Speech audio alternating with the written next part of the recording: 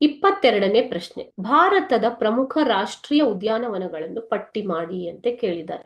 So ಭಾರತದಲ್ಲಿ ಮೊಟ್ಟ ಮೊದಲ ರಾಷ್ಟ್ರೀಯ ಉದ್ಯಾನವನ ಅಂತಂದ್ರೆ ಉತ್ತರಾಖಂಡದ ಜಿಮ್ ಕಾರ್ಬೆಟ್. ಇದು ಮೊಟ್ಟ ಮೊದಲ ರಾಷ್ಟ್ರೀಯ ಉದ್ಯಾನವನ. ಓಕೆನಾ.